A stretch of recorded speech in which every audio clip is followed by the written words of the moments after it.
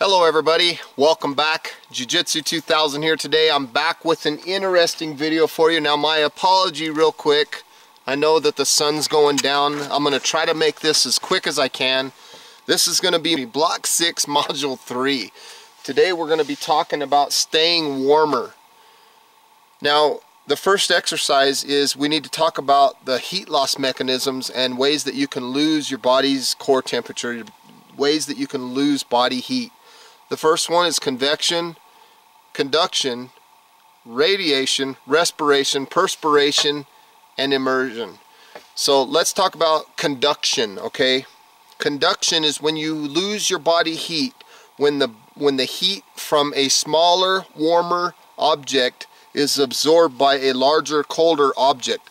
For example, if you're sitting on something that's really cold like a rock or a piece of metal, and you don't have any layers to insulate you from that piece, you will be experiencing heat loss through conduction.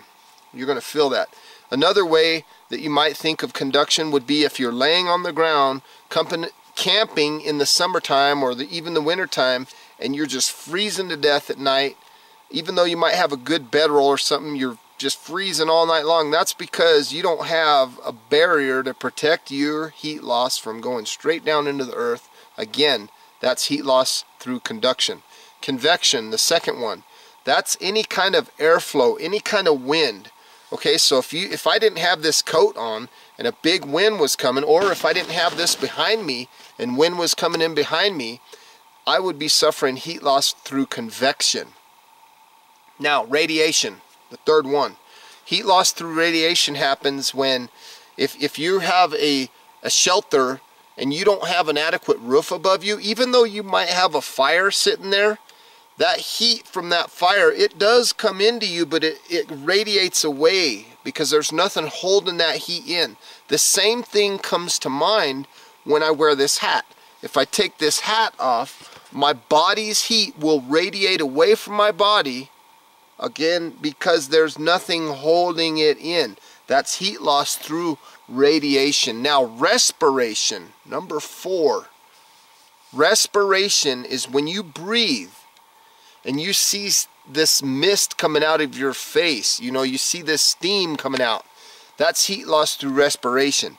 Now, some ways that you can battle that is to put a dry, like your bandana, for example, put that over your mouth, and when you breathe out, the heat from your body will get trapped in that bandana, and when you breathe back in, you will not get completely cold air. You will get some of that heat back, so that'll minimize heat loss through respiration. Now, number 5, which is heat loss through perspiration. Perspiration is sweating.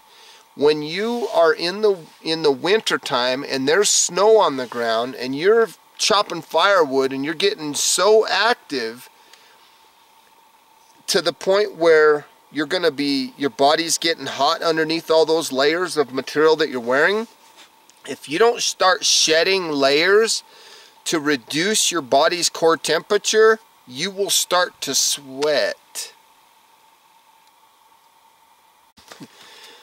Okay folks, my apology for that. My battery just died and I was right in the middle of talking about heat loss through perspiration. Now, Les Stroud, who's a very famous survivalist, he has a saying that he says, and he's referring to the Arctic. He says, if you're in the snow and you sweat, you die. The reason he says that is because when you're dressed for the wintertime, you have multiple layers of clothing on. And when you're out there working, you know, you're splitting firewood or doing whatever you're doing around camp, if you're not, and you start noticing your body warming up, if you're not losing layers to compensate for the amount of heat that you're gaining in your body is going to get confused underneath those layers, and it's going to start saying, oh man, I'm getting too hot, time to sweat.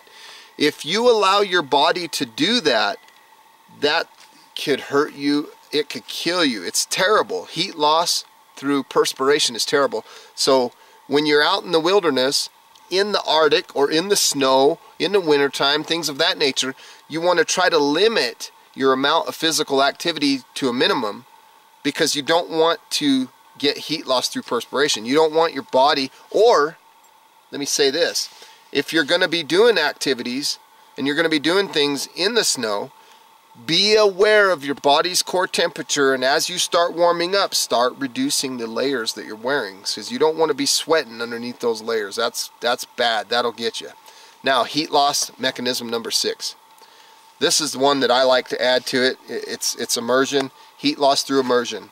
And that is, maybe for example, we're in a boat cruising around, and the water's 35 degrees or something like that, and I fall out of the boat. That's heat loss through immersion, and that's bad. That happens very quickly, and that is a bad deal. So if that happens, when you have the ability to make fire, which you should, you need to make a fire immediately and start stripping them layers off, because wet layers of clothing are going to multiply every heat loss mechanism you can think of. So start stripping those layers down, get some sort of fire going. Make sure you have the fire first. If you have an emergency blanket, put that around you. Break conduction, break convection. Make sure you have radiation in your body, so put something on, put a beanie or something on if you have, or put a towel on your head, something. So that's heat loss through immersion, and that's a bad one. A perfect example of heat loss through immersion would be the ice bucket challenge. If you haven't seen that, go feel free to search my channel. I did an ice bucket challenge, and there's a video of me doing that. That is pretty intense. It makes you it just zaps energy out of you, and it makes you almost panic. Our hearth, which is interesting, you can still see that I have some sticks, some smalls left over from when I filmed the 30-minute fire.